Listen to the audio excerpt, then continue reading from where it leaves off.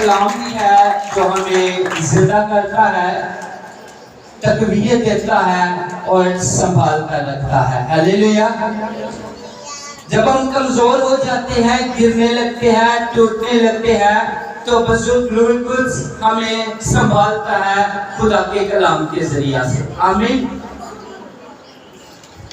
मिसाल के तौर पर अगर हमारा बच्चा बीमार है तो बुजुर्ग रूहुल कुद्स हमें कलाम से संभालेगा, हमारे अंदर हमें याद दिलाएगा कि खुदा के कलाम में लिखा है वो तुझे तेरी सारी बीमारियों से शिफा बख्शता है।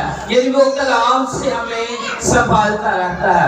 अगर हमारे पास रुपया पैसा नहीं है तो खुदा का पाकलू हमारे अंदर कलाम डालेगा कि खुदा के कलाम में लिखा है कि खुदा तेरी सारी जरूरियात को क्या करेगा, पूरा करेगा।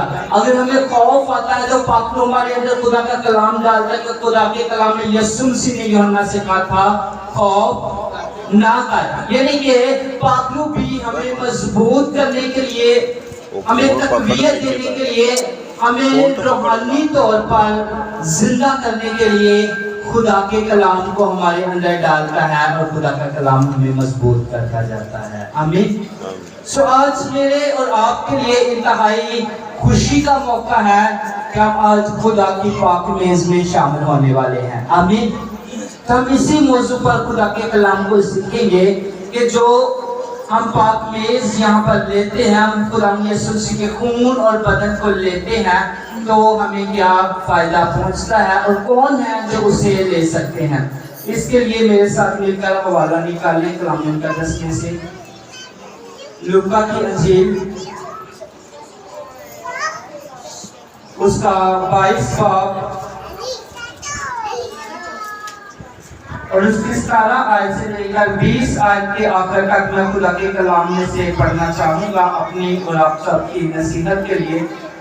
फिर उसने प्याला लेकर शुक्र किया और कहा कि इसको लेकर आपस में बांट लो, क्योंकि मैं तुमसे कहता हूँ कि अंगूर का ये शीरा अब से कभी ना पीऊंगा जब तक खुदा की बादशाही ना आ ले।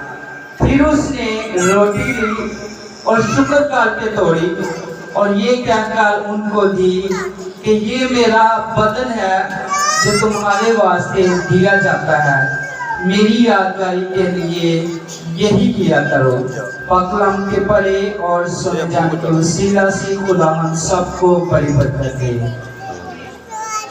इस हवाले को जब भी मैं पढ़ता हूँ तो एक चीज जो मुझे इंतहाई खुदा यीशु मसीह की अच्छी लगती है, जो मेरी बरकत का सबब है, जो खुदा यीशु मसीह के प्यार और मोहब्बत को जाहिर करती है, वो ये है फिर उसने प्याला लेकर शुक्र किया। क्या किया? अगर आज आप में से या मुझे या किसी इंसान को पता चल जाए कि आज से 3 दिन तक के बाद तुझे मार दिया जाएगा, तो वो शख्स क्या करेगा? वो शख्स फिक्रों में होगा। वो ये नहीं कहेगा कि मुझे तुम्हारी फिक्र है, वो कहेगा तुम मेरी फिक्र करो। लेकिन यीशु मसीह को पता था कि ये जो खून और बदन मैं इन्हें दे रहा हूँ, ये 3 दिन के बाद मैं सलीब पर जाऊंगा, और ये जो मुकाशफा मैं इन्हें दे रहा हूँ, ये 3 दिन के बाद जब मैं सलीब पर हूँगा तो फिर ये मुकाशफा खुलेगा। अभी तक शागिर्द भी हैरान थे कि कैसे हमें अपना खून और बदन देगा। तो यीशु मसीह पहले प्याला लेते हैं और क्या करते हैं? शुक्र करते हैं खुदा का। शुक्र करने का मतलब है किसी के एहसान की तारीफ करना। इसका मतलब है वो अपने बाप की इस बात में भी तारीफ कर रहा था कि वो उसे इस खिदमत के लिए ले रहा है। हालेलुया। ये है खिदमत में पेश होना कि खुदा यीशु मसीह अपनी जान देने के लिए तैयार हो रहे हैं। वो पेश नगोइयां कर रहे हैं कि मैं पकड़वाया जाऊंगा और मसलूब किया जाऊंगा, 3 दिन के बाद कब्र में से जी उठूंगा और तुम इस शक्ल को ढा दो और 3 दिन में बन जाएगी। और इन सारी चीजों के साथ परेशान नहीं हो रहा। ये मेरे और आपके खुदा यीशु मसीह की अलहियत है। हालेलुया। फिक्र नहीं है, क्योंकि यीशु जानता था कि मैं बाप में से निकला और बाप में से आया हूँ, और मेरा बाप के पास इतनी कुदरत है कि वो मुझे 3 दिन मुर्दों में से زندہ کر لیا. اس لیے میرے اور آپ کے خداوند یسوع مسیح کو فکر نہیں تھی. اور دوسری بات یہ ہے کہ اسے پیار تھا میرے اور آپ کے لیے. اگر خداوند یسوع مسیح مصلوب نہ ہوتے تو میں اور آپ آج اس چرچ میں خدا کے کلام کو آزادی کے ساتھ نہ سیکھ رہے ہوتے. یہ بات مجھے بڑی برکت لگتی ہے کہ جب اس نے پیالہ لیا تو کیا کیا ہے؟ شکر کیا. اب کھانے کے ٹیبل پر بیٹھے ہیں, شاگرد بیٹھے ہیں, خداوند یسوع مسیح پیالہ لیتے ہیں, کیا کہتے ہیں؟ شکر کر کے کیا کہا کہ اس کو لے کر آپس میں بانٹ لو, تقسیم کر لو. اس کا مطلب ہے کہ خداوند یسوع مسیح ہمیں ہماری جو برکتیں ہیں انہیں ایک دوسرے کے ساتھ شیئر کرنے کی اجازت دے رہے ہیں. ہاللیلویا. اور اس کے بعد کیونکہ میں تم سے کہتا ہوں کہ انگور کا یہ شیرہ اب سے کبھی نہ پیوں گا جب تک خدا کی بادشاہی نہ آلے. کیا نہ آلے؟ جب تک خدا کی بادشاہی. اس کا مطلب یہ ہے کہ خداوند یسوع مسیح انہیں کہنا یہ چاہ رہے تھے کہ آج جیسے میں الفاقت آپ سب کے ساتھ رکھ رہا ہوں, اپنے شاگردوں کو کہنا یہ چاہتے کہ جیسے میں آج آپ کے ساتھ رفاقت رکھ رہا ہوں, اس کے بعد ایسی رفاقت اسی وقت ہوگی جب میں باپ کی بادشاہی میں ہوں گا اور آپ سب میرے سامنے ہوں گے. یہ رفاقت اسی وقت ہوگی, دوبارہ ہم اکٹھے کبھی بھی نہیں بیٹھ گئے. تو یہ ثابت ہوا جب ہم مکاشفہ کی کتاب میں پڑھتے ہیں کہ یوحنا نے دیکھا کہ 12 تخت, برہ کے سامنے کتنے تخت ہیں؟ 12 تخت ہیں, اور ان 12 میں سے 12 شاگرد تھے اور قوم بنی اسرائیل کے 12 قبیلوں کے سردار تھے, وہ 24 بزرگ تھے. اور یہ جو بات خداوند یسوع مسیح نے کہی تھی وہ پوری ہوتی ہوئی ہمیں نظر ہے. یہ رفاقت ٹوٹی کب؟ یہ فسح کے موقع پر, اور کامل کب ہوئی؟ جب یوحنا خداوند یسوع مسیح مر گئے اور یوحنا دیکھ رہا کہ 24 بزرگ خدا باپ کے پاس بیٹھے ہوئے. تو یہ بات پوری ہوئی کہ یہ رفاقت, اس انگور کا یہ شیرہ اب سے کبھی نہ پیوں گا جب تک خدا کی بادشاہی نہ ہو لے. تو یہ رفاقت اس وقت پھر دوبارہ قائم ہوئی. 12 شاگرد خداوند یسوع مسیح کے پاس ہمیں نظر آتے ہیں. اور اس کے بعد 19ویں آیت جب ہم پڑھے تو پھر اس نے روٹی لی اور شکر کر کے توڑی. کیا کر کے توڑی؟ یہاں سے ہم یہ بھی سیکھ سکتے ہیں کہ شکر کرنا میری اور آپ کی برکت کے لیے کتنا امپورٹنٹ اور اہم جز ہے ایک مسیحی کے لیے. وہ پہلے پیالہ لیتے ہیں, پھر شکر کرتے ہیں, پھر انہیں بتاتے ہیں کہ یہ میرا خون ہے جو تمہارے لیے بہا دیا جائے گا. اس کے بعد کوئی فکر نہیں, کوئی پریشانی نہیں ہے, وہ خوشی کے ساتھ سب کچھ کر رہے ہیں. اور اس کے بعد کیا لکھا ہے کہ پھر اس نے روٹی لی اور شکر کر کے توڑی. ہمیں اس کا مطلب ہے کہ ہمیں مسیح کے لیے جتنی بڑی خدمت بھی ملے ہم نے شکر کر کے کر لی ہے. آمین.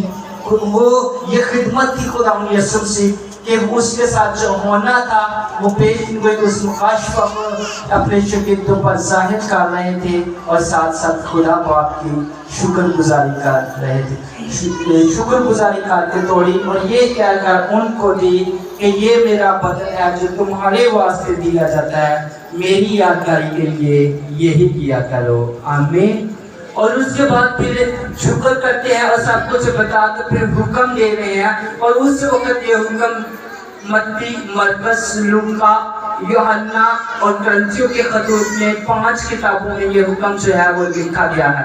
لیکن آج جب یہ خطوط ہم پڑھتے ہیں, ہم ان اناجیل کو سن رہے ہیں, یہ مکاشفہ میرے اور آپ کے ساتھ کھلا ہے, تو پھر یہ حکم میرے اور آپ کے لیے ہے کہ میری یادگاری کے لیے ایسا ہی کیا کرو. یہ ہم جو شاید پانی لیتے ہیں, ہم ایک تو اس بات کی یاد دہانی کرتے ہیں کہ میرے اور آپ کے یسوع مسیح نے میرے لیے اپنا لہو بہایا تھا, یسوع مسیح نے میرے لیے اپنا خون بہایا تھا. تو دوسری بات جو الفاظ خداوند یسوع مسیح کے منہ سے نکلے تھے وہ ان الفاظوں کو ہم پورا کرتے ہیں. آمین. اور یہ خدمت ہے کہ ہم یسوع مسیح کے منہ سے نکلے ہوئے الفاظوں کو 9 باب اور اس کی 14 آیت سے میں خدا کے کلام کو پڑھنا چاہوں گا.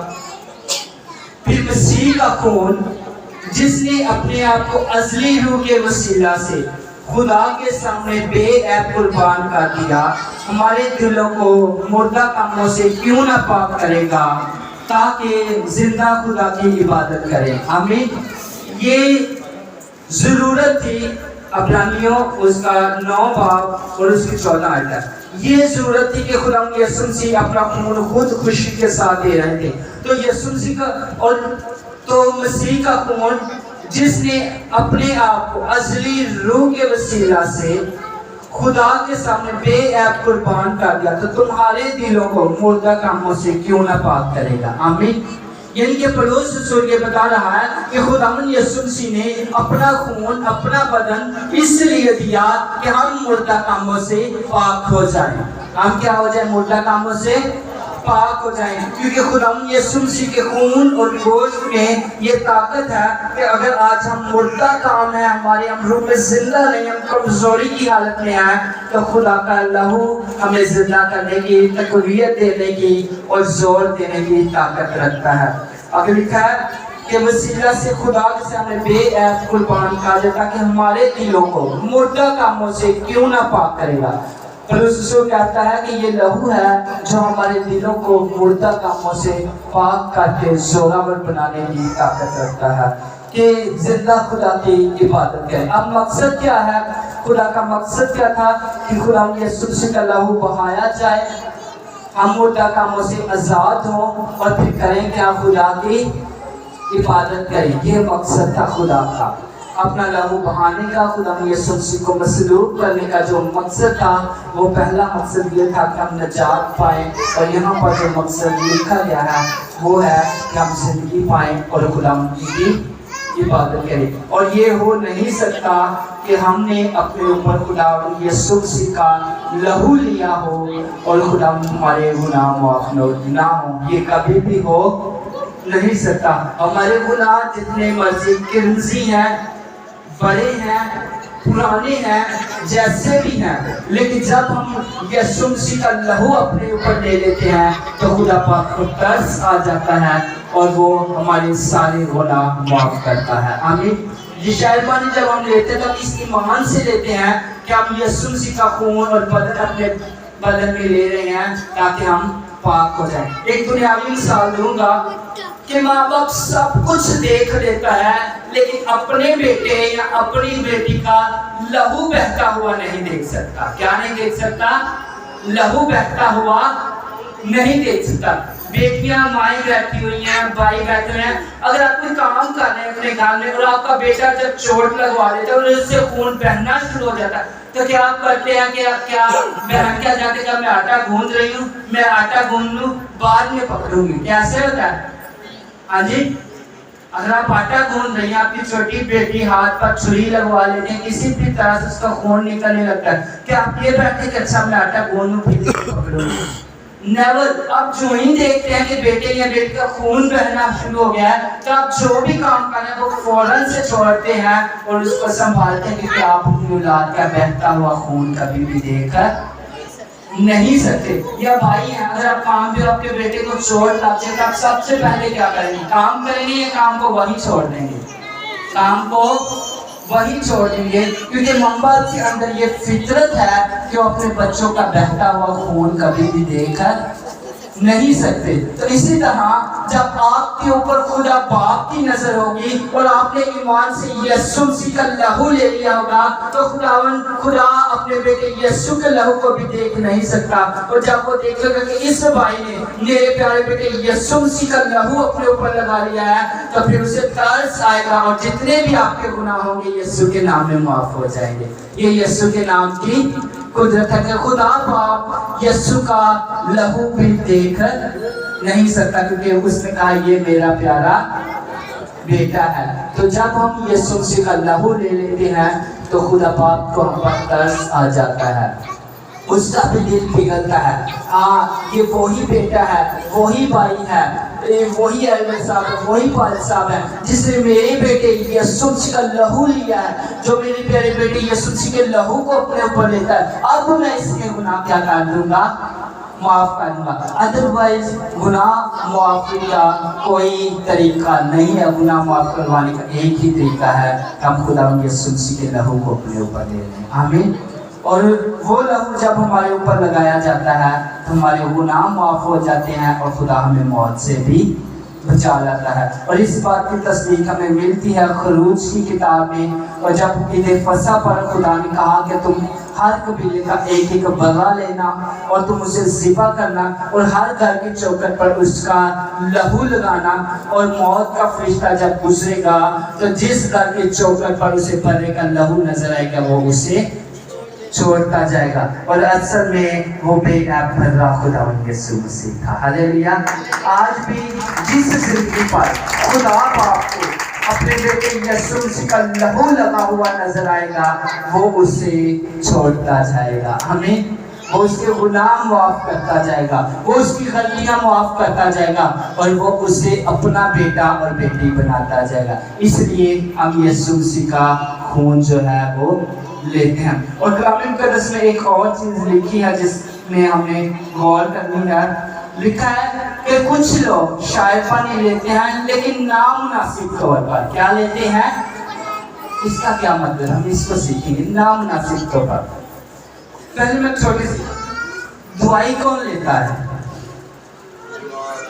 हाँ जी, मतलब बुजुर्ग कहते हैं मेडिसिन वो लेता है जो क्या होता है, यीशु मसीह का लहू वो लेगा जो गुनहगार है ताकि वो अपने गुनाहों से आजाद पाए। इस बात का ये मतलब नहीं है कि हम गुनाह में हैं, हम गाली गलौज कर रहे हैं और हमारी जिंदगी मजबूत नहीं तो हम शायबानी नहीं। शायबानी लेंगे, दवाई लेंगे तो तंदुरुस्त होंगे, अगर दवाई नहीं लेंगे तो तंदुरुस्त कैसे होंगे? यीशु मसीह ने कहा कि बीमार को तबीब की जरूरत है। तो इसका पहली बात कि गुनाह अगर आपकी जिंदगी में आप कमजोर है रूहानी तौर पर तो आपने शायबानी लेनी है ताकि आप जोर पा जाएं। और जो नाम नासिब लिखा हुआ ना कि नाम नासिब तौर पर, उसकी एक और वजह है। उसकी वजह कलाम मुक़द्दस में लिखा है कि तुम खुदा के प्याले और शैतान के प्याले दोनों में से पी नहीं सकते। ये सबब है। अगर एक बंदा यहाँ पर आता है वो शायबानी लेता है और उस खुदा का खादम जहाँ से भी वो लेता है वो उसके सामने एक अल्फाज दोहराता है जो खुदा के कलाम के ऐन मुताबिक है।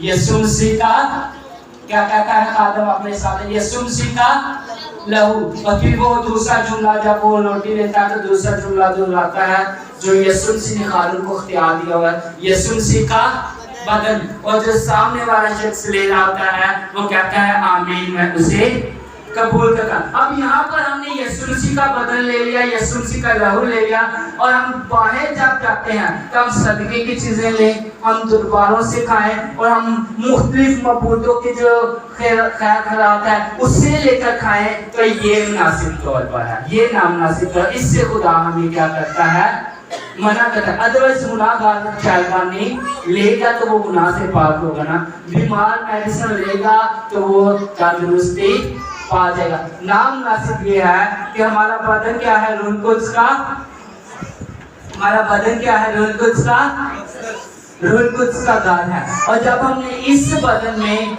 यीशु मसीह की कुर्बानी डालेनी है तो इसके बाद किसी और कुर्बानी को भी हम डालेंगे तो ये नामुनासिब है। क्या ये मुनासिब है कि हम इसी बदन में यीशु मसीह की कुर्बानी डाल लें और इसी बदन में हम बैलों और बछड़ों की कुर्बानी भी डाल लें तो ये नामुनासिब है।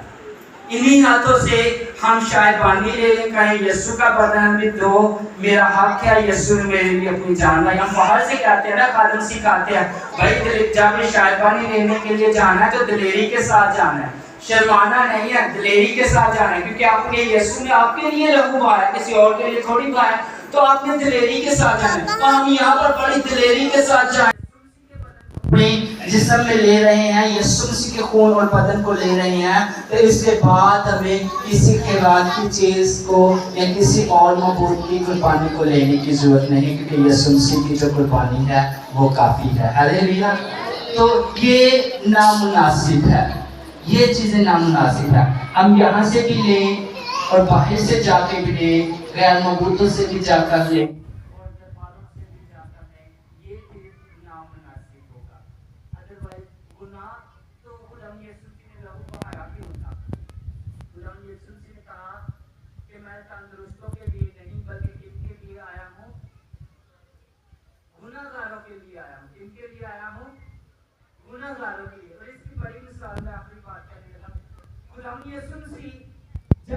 गुनाहगार के पास जाते थे, उसे क्या कहते थे? जा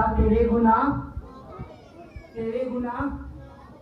वही यीशु जब फकीर फरीसियों के पास जाते थे जो शरा के आलम थे, तो उन्हें कहते थे तुमसे फिरी हुई कब्र और अपने गुनाहों में मरोगे। इसका मतलब है यीशु मसीह गुनाहगारों के लिए आया था, जो बहुत से दबे हुए थे उनके लिए आया था। और ये शायबान की रस्म जिसमें हम शामिल होते हैं, और आप गुनाह के सबब से कमजोर हैं तो आप इसे लेंगे तो यीशु के नाम से आप तकलीफ पाएंगे। हालेलुया। क्योंकि इससे बड़ी और कोई मेडिसिन नहीं है जो आपको तंदुरुस्त कर सकती है। तो इसलिए हमने इससे नामुनासिब तौर पर नहीं लेना, बल्कि हम अपने गुनाहों की हालत में, गुनाहों की कमजोरी की हालत में तो ले सकते हैं। और उसके बाद तीसरी चीज, इसे ले कौन सकता है? कलीसिया में से कौन शायबानी ले सकता है? हर वो शख्स जिसने यीशु मसीह को अपना शख्सी निजात देना कबूल किया है, वो शायबानी ले सकता है। हालेलुया। इसमें उम्र की कोई तमीज नहीं है। वो बच्चा जिसे पहचान हो चुकी है ना कि यीशु मसीह मेरा शख्सी निजात देना है, जिस पर ये मुकाशफा खुल चुका है कि मेरे गुनाहों की मुआफी यीशु मसीह के लहू से है, वो शायबानी ले सकता है। जिस बच्चे को अभी तक मुकम्मल तौर पर इस चीज का इल्म नहीं, वो शायबानी नहीं ले सकता। तो अगर आपने यीशु मसीह को अपना शख्सी निजात दहिंदा कबूल किया है, आप उसकी कुर्बानी पर ईमान रखते हैं, तो फिर आप शायबानी में शामिल हो सकते हैं। खुदा इस कलाम के वसीला से हम सबको बड़ी बरकत दे। आमीन। अपने सर को झुकाएं। तो सबसे पहले खुदा यीशु मसीह की कुर्बानी के लिए उसकी शुक्रगुजारी करें। इसे कहें बाप, फकत इस पर बेटा पहले से मुक़द्दस सलीब पर मसलूब हो गया ताकि मैं जिंदगी पाऊं और कसरत पाऊं। खुदा बाप विनती करता हूँ यीशु मसीह के नाम से, आज जब हम सब मिलकर तेरे प्यारे बेटे यीशु मसीह के खून और गोश्त को लेते हैं, तो हमारा ईमान है कि खुदा यीशु मसीह का खून और गोश्त हमें तक़वियत देता है और मजबूत करने की ताकत रखता है। मसीह यीशु के नाम में आमीन।